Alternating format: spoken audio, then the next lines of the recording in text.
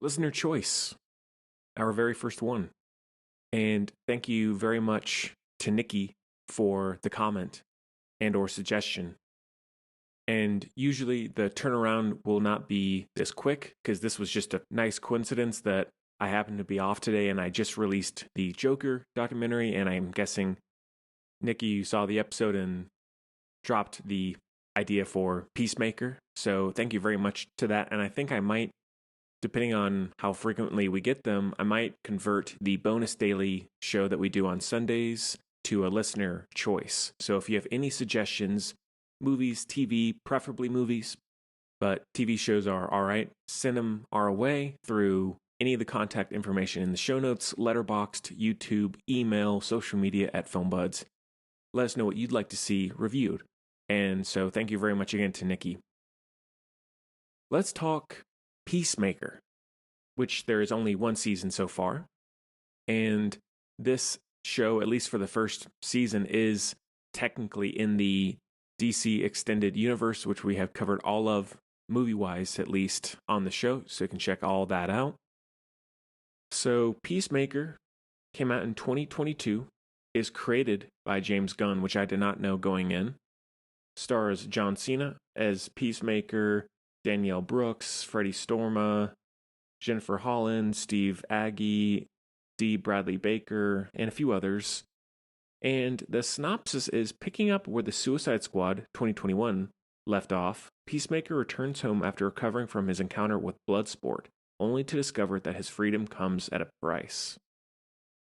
So I just happened to watch the show recently, so I did not need to go through it again. So it just happened to be good timing. I liked the Suicide Squad, the James Gunn film. I didn't love it as much as some people seem to. I think that the first and third Guardians are better than that. I think it's better than Guardians Volume 2, but I didn't love the Suicide Squad as much as I wanted to. I still liked it. I still like the characters. I like the world. I like the more violent R-rated nature of the story. And when I heard about this one, I didn't have a huge interest because I didn't really love the character, the Peacemaker character in the movie. And so I was like, all right, I'll get to it when I get to it. But recently I just happened to have a free night, so I went through it and I liked it more than I thought I would.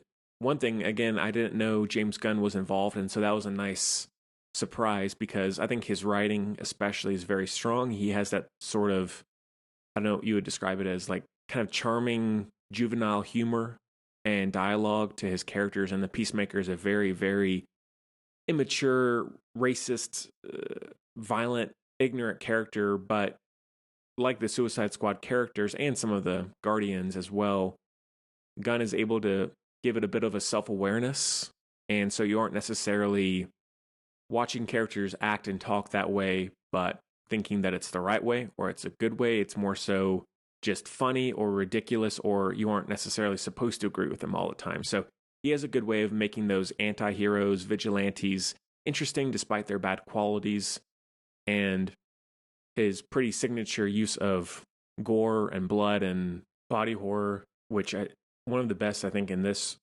series is in the first episode at the end where he uses the sonic boom on the girl in the parking lot, and that's pretty crazy. And so there are some good moments, and he definitely has a lot of that in the Suicide Squad as well. Since Guardians is PG-13, there's not much of that.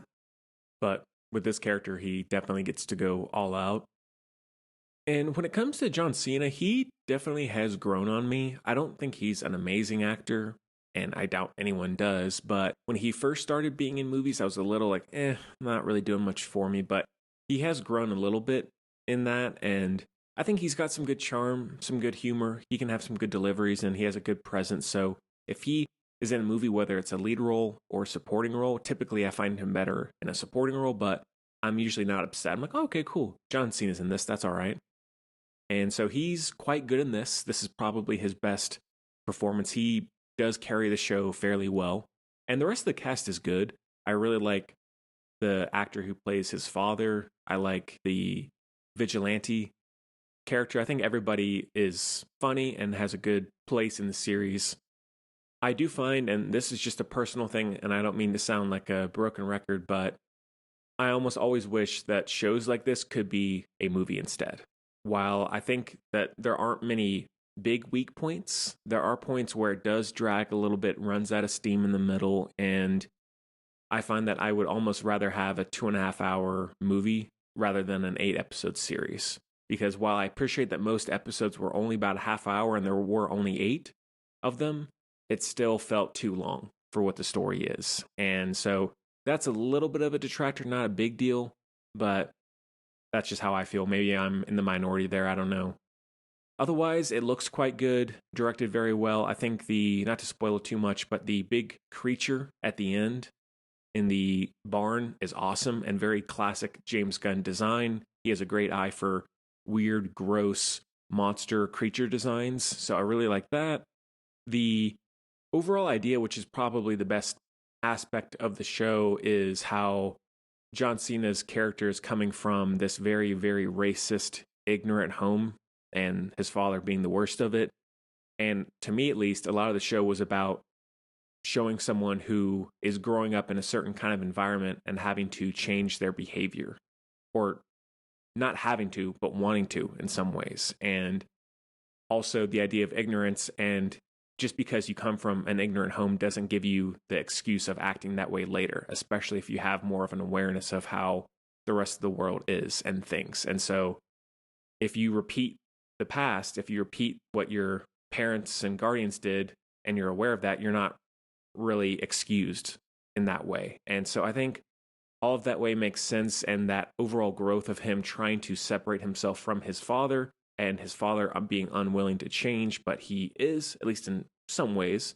I think all of that is quite interesting and nothing crazy deep, but it does give the show a little bit more weight to it and resonance than I thought it would going in. So I really like that, and I appreciate them for putting that in there, because that is sadly, a very important, relevant idea going on right now, as it always has been, but these days especially.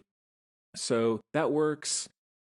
The soundtrack, James Gunn has a great ear for good soundtracks, as it is with Guardians 1 through 3, and then the Suicide Squad. And then I think in this, it's probably one of his best, because he picks these heavy metal anthems and hair metal and all this very 80s classic rock, but it's usually not big hits, like the greatest hits. He has the ability to find songs that are still very catchy and commercial, but aren't the ones you've heard a million times. So I appreciate that. So it's overall a solid show. I will be curious to see what they do with the second season whenever that comes. But to end things off, I do wish it was a movie series instead, like a franchise, because I would watch a second movie, a third movie with this group of characters and done by James Gunn if that's how it was going to be. So give it a look. It's definitely an interesting sort of one-off show that I feel like deserves a little bit more praise than it got. And you definitely could do a whole heck of a lot worse when it comes to comic book shows and movies. So that is a 4 out of 5.